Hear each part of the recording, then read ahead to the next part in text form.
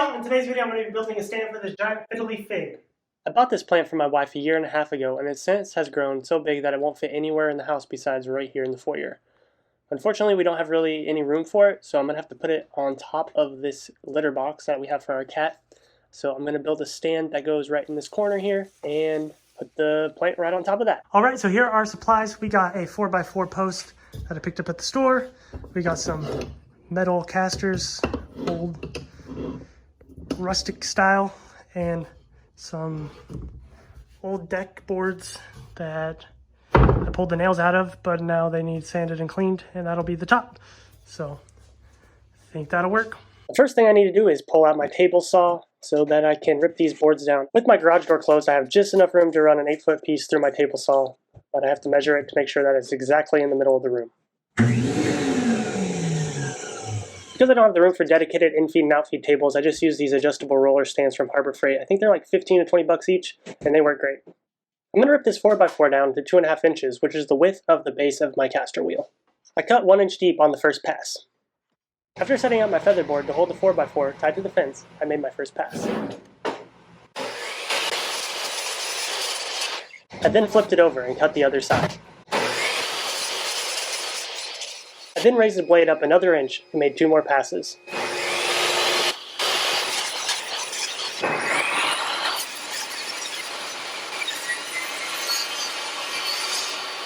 Now that I got my board cut, I'm going to run my sawzall backwards on it to give it like a rough sawn look. I don't want this to look new, I want it to look old and rustic, so I'm going to mess this board up a bit.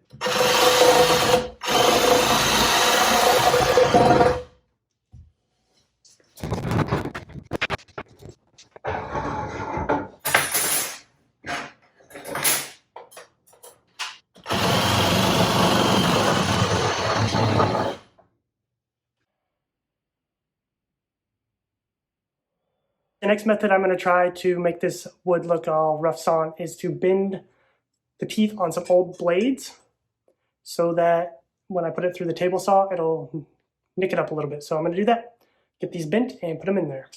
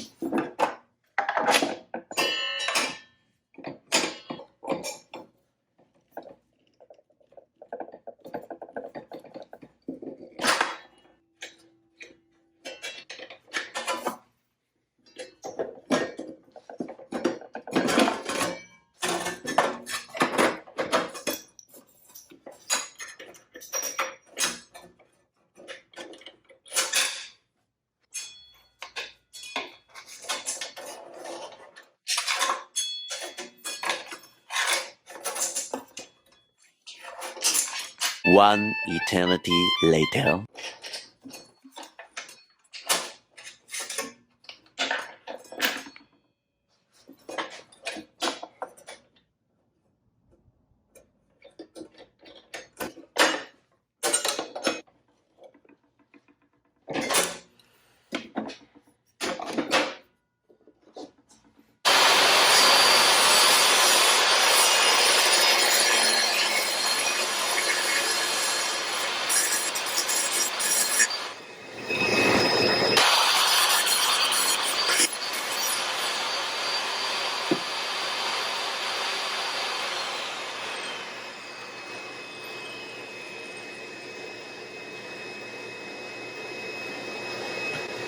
Would you look at that? Just look at it.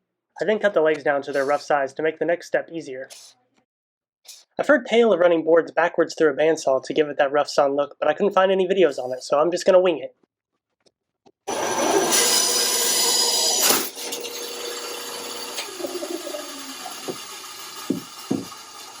Well, Well, that clearly didn't work, and after like 10 to 15 minutes of trying to get my bandsaw blade back on, I decided to call that a fail and move on.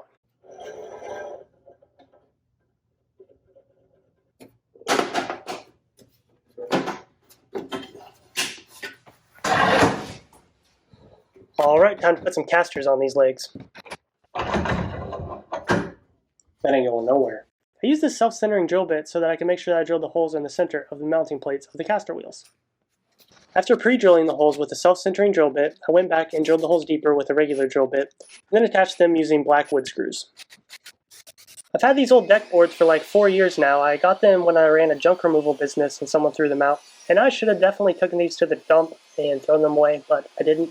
And now I'm getting some use out of them, even though they're all warped and they kept pinching my blade.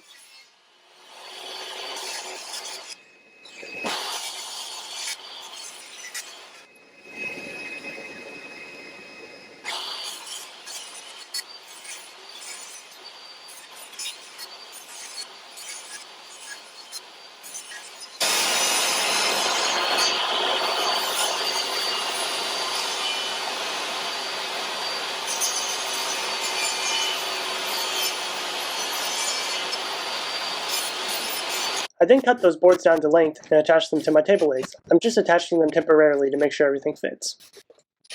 So it fits pretty well, but we can actually make it quite a bit shorter, and we can bring this side in a little bit.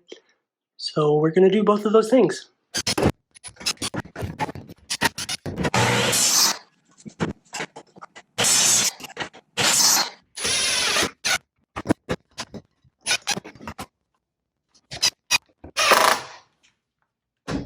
Now to figure out the length of our front piece.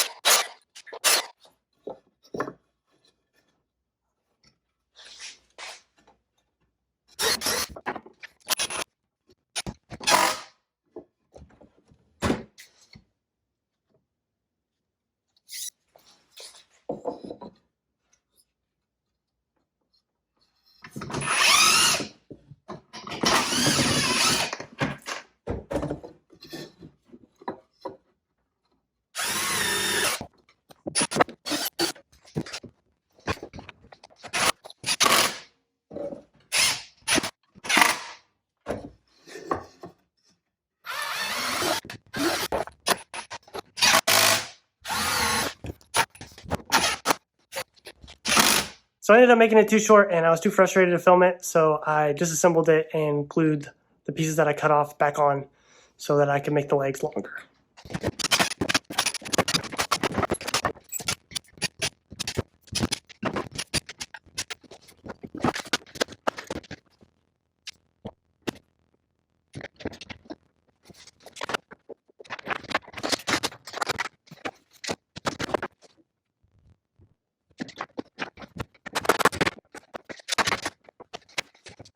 The next day I just got them unglued and got back to work.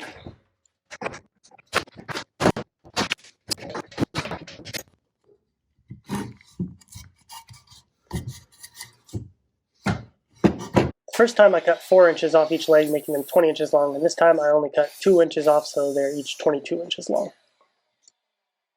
After reattaching the casters to the legs, I flipped the legs over and drilled 2 holes so that I could put in 2 4-inch screws to hold the legs together in case the glue ever failed. I decided to use galvanized carriage bolts to hold it together because I liked the look. After carefully marking out where the bolts needed to go, I pulled out my drill press and drilled the holes.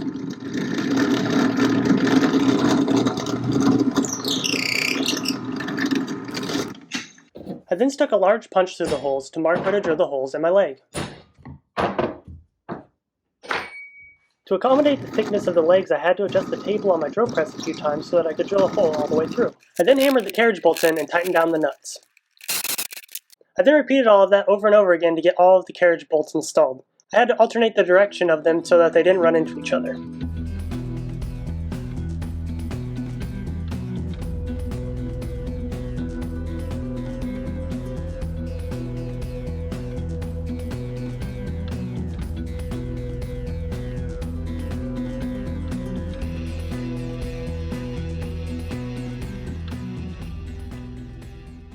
I wasn't able to use carriage bolts for this angled piece, so I just used 4-inch long screws. To cover up the screw heads, I cut the heads off some carriage bolts and glued them on top of the screw heads.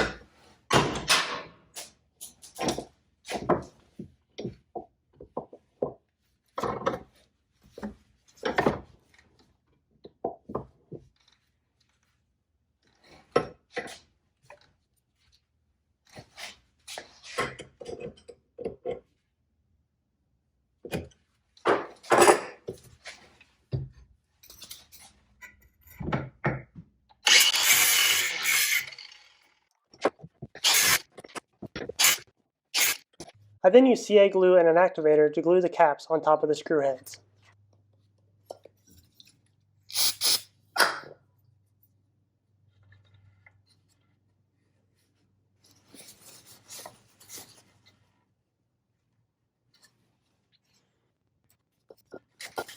Now that the frame's done, it's time to make the tabletop.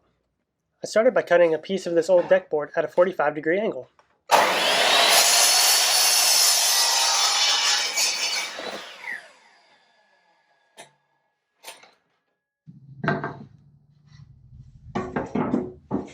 I stupidly decided to give the short side a 1-inch lip. I then marked the edge of my board so that I could cut it to length.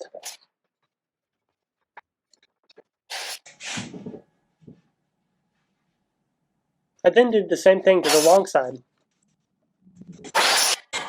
After getting the pieces lined up, I then nailed them into place using brad nails.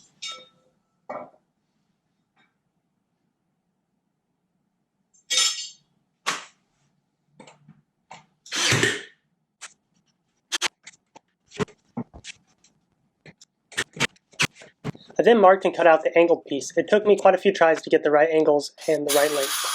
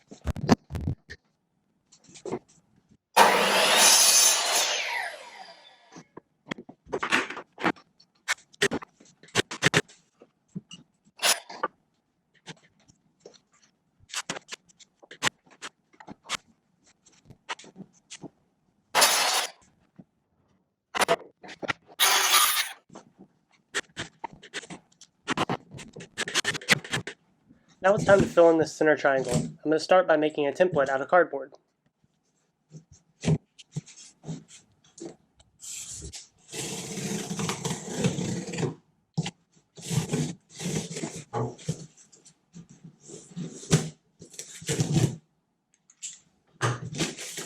Next, I measured the length of each side and marked the halfway point. I then drew a line connecting that mark to the opposite point of the triangle.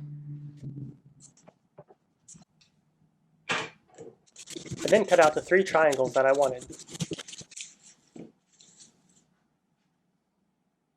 traced my cardboard templates onto pieces of wood and cut them out.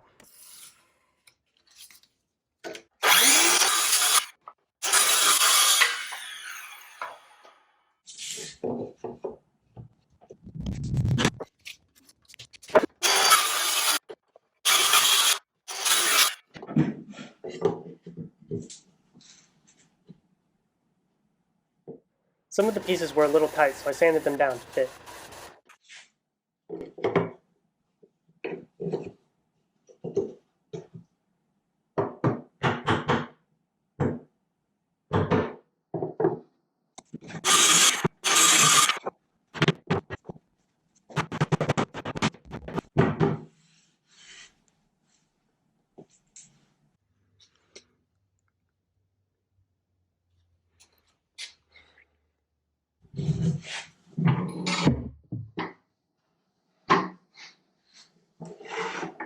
I used a scrap piece of wood in the middle to tie everything together.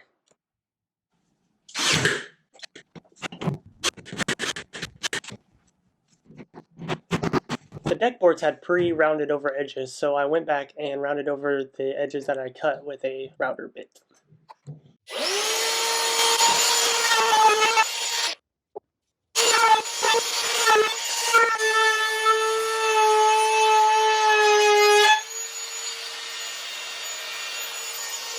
I then made sure all of the nails were set and then sanded the whole thing down with 320 grit sandpaper. After sanding, I put out my paint tarp and stained everything using a foam brush and Carrington Wood Stain by Varathane. After staining, I went back and wiped everything off with a rag. I also cracked open the garage door for some ventilation. I then used my Wagner paint sprayer and sprayed on a coat of polyacrylic in clear satin. Sometimes it got a little heavy, so I would wipe it down. Then I put on a second coat, also wiping it down when I got too heavy. Still getting used to this paint sprayer. Then I sanded the whole thing down using 320 grit sandpaper, blew it off, and then put on the third and final coat of the polyacrylic.